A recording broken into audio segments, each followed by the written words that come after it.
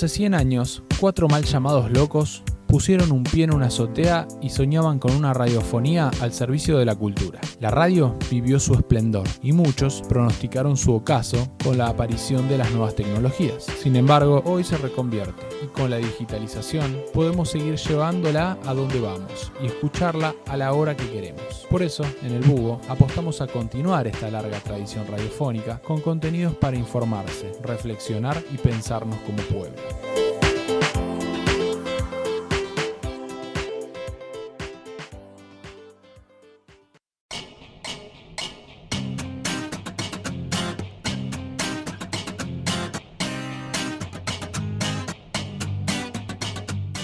La política represiva de los estados siempre fue un gran tema de debate.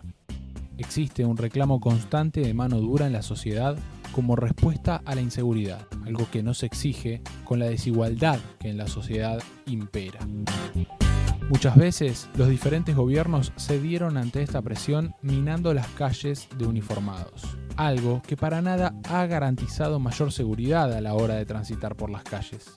Desde la vuelta de la democracia hasta diciembre de 2019 hubo al menos 7.093 personas asesinadas por el aparato represivo estatal. Es decir, que a mayor concentración de las fuerzas, mayores crímenes.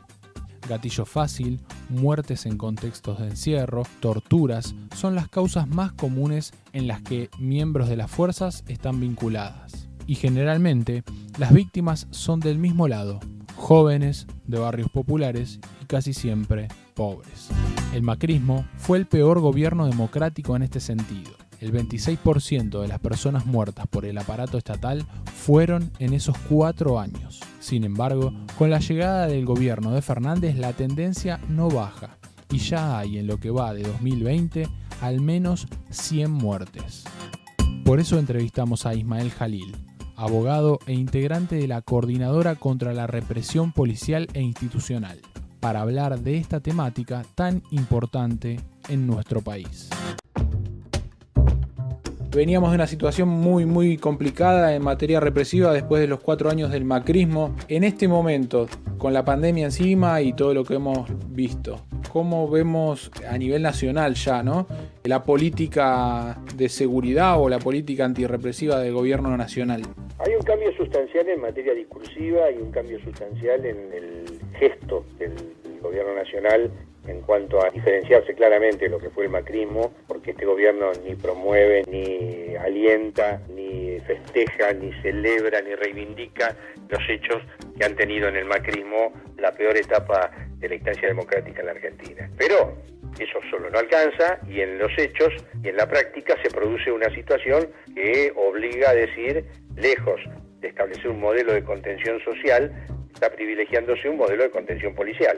En pandemia ocurrió eso, a las pruebas me remito, hay más de 100 muertos por el accionar de las fuerzas represivas del Estado, ya sea en su modalidad de gatillo fácil, en su modalidad de tortura seguida de muerte en los lugares de detención, muertes en los lugares de detención bajo custodia del Estado, femicidios de uniforme, muerte por causas armadas, digamos, modalidades todas que tienen a las fuerzas de seguridad involucradas. Y son precisamente fuerzas de seguridad de todos los colores, de todos los lugares, a lo largo y ancho del país. Esto está dando la muestra de que en realidad no existe en la práctica una cristalización de ese discurso oficial. Y me parece que esa es la gran deuda. Cuando se decretó el aislamiento preventivo por la llegada del coronavirus al país, las fuerzas ganaron las calles.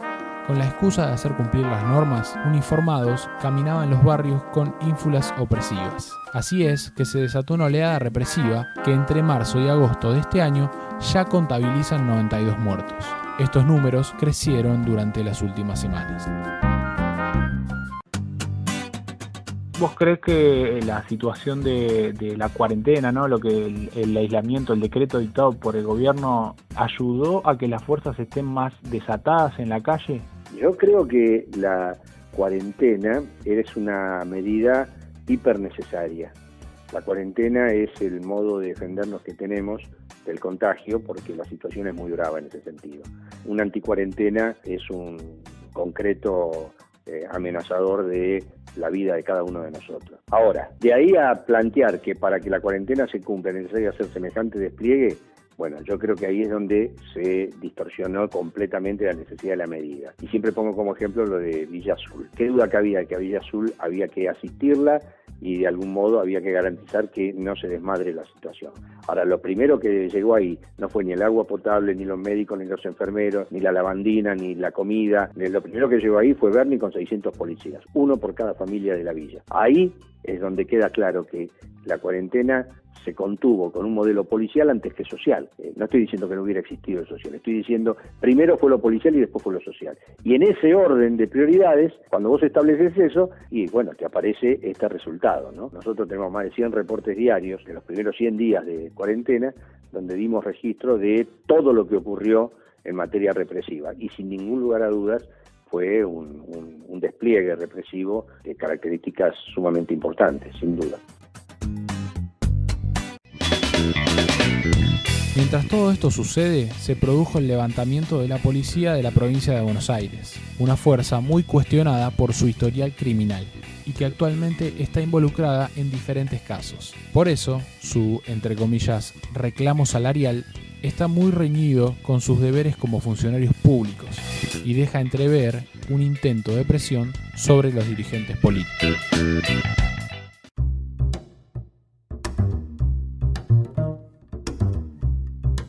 ¿Cómo viviste esta situación que pasó con los policías, ¿no? El levantamiento policial que se vivió y toda esa situación, ¿no? Una gran preocupación, porque detrás de todo levantamiento, amotinamiento de la fuerza, existen siempre razones políticas de mucha preocupación. Digamos, esto no es un reclamo laboral, esto persigue otra finalidad.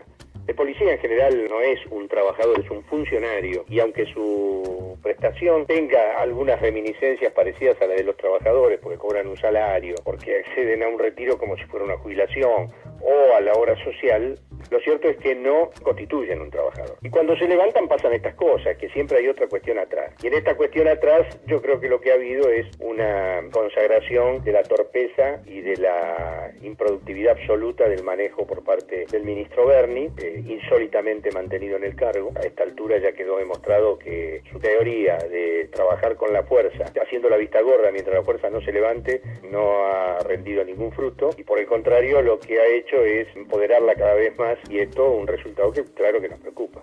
¿Vos pensás que hubo un intento de golpe de Estado o de desestabilización política detrás de ese movimiento? No, yo creo que lo que hay ahí es una apetencia de algún modo para quedarse con alguna parte de los 38.000 millones de pesos que van destinados a seguridad, que fue aprovechado esa circunstancia, pero también una posibilidad de ir de algún modo marcando la cancha en cuanto a que son ellos los dueños de una situación y que no es fácil plantarse frente a ellos y mandando mensajes muy claros de amedrentamiento, amenaza, cuestiones coactivas o por ahí de algún modo la presión extorsiva que se hizo frente a la casa del gobernador o rodeando la casa del presidente. Digamos, me parece que son todas señales que no iban a derivar en un inmediato golpe de Estado, ni mucho menos, pero que sí estaban de algún modo mostrando que constituyen una porción del electorado y de la ciudadanía que no se va a bancar la continuidad de un proceso democrático. Esto está muy claro. Y en este sentido, digo, la respuesta del gobierno, ¿cómo la evaluaste? Hay dos tramos esto. En términos generales, creo que haber cedido y concedido fue un error porque se termina empoderando a una fuerza que ya sabemos cómo se maneja. Yo creo que se le dieron privilegios que detrás de una idea de un reclamo laboral, en realidad lo que se termina consagrando es mayores privilegios. A una fuerza que está involucrada en una serie de delitos que han terminado con la vida de mucha gente. En la provincia de Buenos Aires, 33 homicidios de los 39 que tenemos en pandemia fueron cometidos por esta fuerza. Bueno, frente a este cuadro de situación, ceder a la presión y concederle aumento de estas características, con lo que significa hoy por hoy una provincia que viene ya sufriendo los efectos de lo que fue la política del gobierno anterior, donde hay prioridades en materia de salud que no están siendo del todo agotadas, como es, por ejemplo, el salario de los propios trabajadores de la salud. Priorizar esto me parece que ha sido conceder es un grave error. Y por otro lado, me parece que lo que termina siendo, porque esto hay que leerlo también, no le quedaba otra, porque ese es el discurso que venían sosteniendo desde el momento en que quien estaba al frente de la fuerza es Sergio Berni, que colaboró, si se quiere, para que esta situación cobrara el vuelo que cobró, ¿no? A partir de esta situación muy particular de él, de no tomar registro de que se venía este levantamiento. Que por otro lado, se preveía un levantamiento de similares características en otros lugares del país, a donde el gobierno enseguida lo trató de parar con mayor partida presupuestaria, es decir, del mismo modo que aquí, pero que además le avisó a Berni que esto podía pasar, y Berni contestó con la suficiencia de decir, acá no va a pasar, y pasó. Entonces me parece que ni siquiera pudieron frenarlo antes, ¿no? Por propia impericia de un ministro de Seguridad que ya hace rato tiene que estar afuera del gobierno. Esta discusión que se intentó plantear respecto de la sindicalización de la policía, vos decías recién, no son trabajadores comunes, son funcionarios públicos, digo. ¿Cómo lo ves? Bueno, lo que pasa es que una cosa va atada con la otra. Al no reconocerle la calidad de trabajadores, yo no le reconozco ni la del derecho a la acción directa, por eso hablo de amotinamiento, y en función de todo esto tampoco puedo reconocerles capacidad de sindicalización, porque yo te hago otra pregunta. ¿Qué harías vos si, como trabajador del CIPREVA, supongamos, Sindicato de Periodistas de Prensa de la Provincia de Buenos Aires, vos concurrís a un confederal en donde tenés que tratar una huelga general y ahí está el sindicato de policía? ¿Qué es lo que discutiríamos? No se ¿Qué puede. hacen ellos detrás de una valla y qué hacemos nosotros detrás de la otra? Entonces, esto es particularmente un ejemplo muy concreto y muy claro de la imposibilidad de esa sindicalización. Tampoco serviría una sindicalización a medio camino, porque hay quienes te dicen, bueno, pero no tendrían el derecho a la federalización, porque no podían integrar entidades de tercer grado, no podían formar parte de la CGT, de la CTA, para evitar precisamente esto. Eso es directamente, si vos le consagras el derecho, cortárselo por ese costado significaría prácticamente una medida inconstitucional, y mañana cualquier gobierno afín a esa línea de pensamiento policial terminaría concediéndoles esa posibilidad. Entonces, me parece que es muy peligroso instrumentar la sindicalización en esos términos. Hay quienes opinan de medidas alternativas, hay quien se atreve a hablar de un ombudsman para representarlos en todo lo que tenga que ver con reclamos de índole profesional o parecidos a los laborales, y eso sería para discutir. La sindicalización de ninguna manera.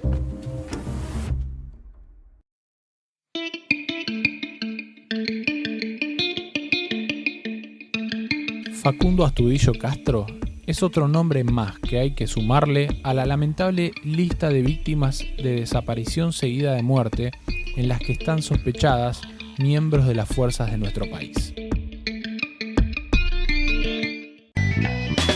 El caso de Facundo, ¿cómo lo venís viviendo del primer momento hasta ahora? Hay un hecho para mí que es determinante. Si la policía hubiera cumplido con el reglamento las 2 veces que lo tuvo para trasladar a su casa, en vez de dejarlo ir, hoy no estaríamos bajo esta situación. Así que la responsabilidad de la policía es absoluta en este tema. Después, ¿qué pasó? Bueno, estará por verse. Desde ya te digo que se fracasó en uno de los 2 objetivos que tiene cualquier investigación por desaparición forzada. El primero es intentar recuperar con vida a la persona desaparecida. Bueno, eso ya fue un fracaso.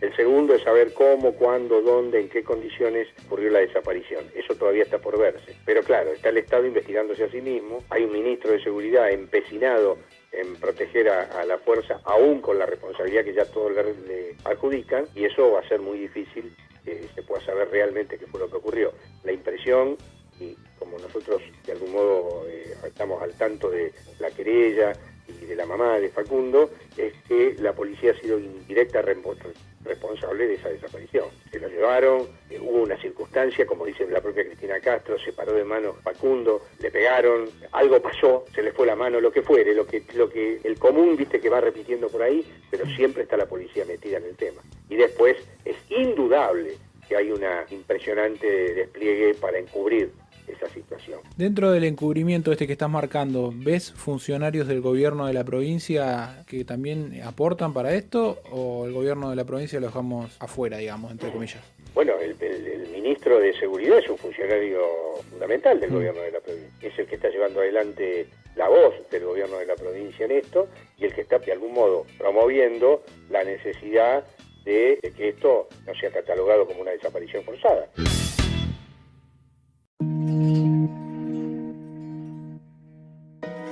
Hay un caso que está prácticamente invisibilizado en los medios de alcance nacional, pero que tiene una gravedad insoslayable. Florencia Magalí Morales Fue a una comisaría de Santa Rosa de Conlara, en San Luis. Nadie sabe bien por qué, pero lo cierto es que horas más tarde apareció ahorcada en una celda. Hablamos sobre el misterio de su muerte y la participación policial.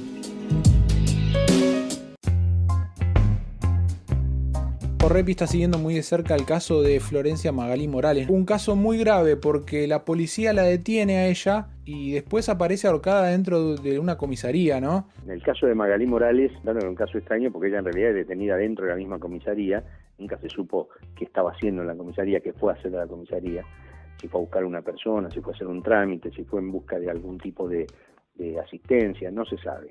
Lo concreto es que, como vos bien decías, ahorcada en un calabozo. Ahora, por lo que yo sé y por lo que en su momento se habló con el juez Pinto de San Luis, nunca él había convalidado esa detención, lo que todavía torna más grave toda esta situación. Entonces, frente a esto, no hay más que pensar en que aquí ha habido, sin ningún lugar a dudas, una de las clásicas muertes provocadas en los lugares de detención, donde el Estado, por el solo hecho de haber detenido a una persona que entró viva y bien, encontrarla muerta y bajo esas condiciones, obviamente torna responsable al Estado, porque por el motivo que haya sido, esa muerte no se hubiera producido si el Estado no hubiera intervenido como lo hizo. Entonces me parece que es un clásico ejemplo de lo que significa la responsabilidad del Estado en los lugares de detención, ¿no? Un tema muy difícil, sobre todo para que se entienda que la responsabilidad del Estado ya está acreditada por el solo hecho de haber detenido y por el solo hecho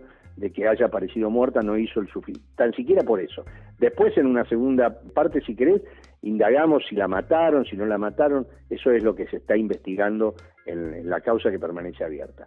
En paralelo, una barbaridad cometida desde el propio juzgado cuando plantearon que la reautopsia que se tenía que hacer era a costa de los familiares, que esa era una manera de obstruir y de alterar el derecho de las víctimas, que por otro lado hay una ley a nivel nacional que obliga a mantener de algún modo los derechos incólumes de las víctimas. Y cuando pasan estas cosas, víctima no es solamente quien sufrió el ataque directo, sino también sus familiares. No es lo mismo que la desaparición forzada. Víctima, el concepto de víctima se extiende, cuando el que victimiza es el Estado, el concepto de víctima se extiende a sus familiares.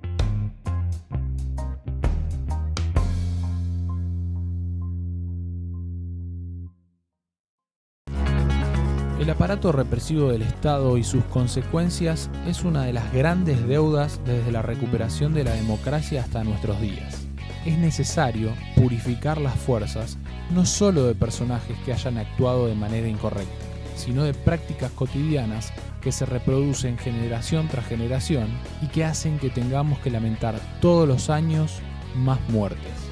Tener unas fuerzas con compromiso democrático y con conciencia social es la responsabilidad de las autoridades políticas. Podcast El Búho. Comunicación social para el cambio cultural.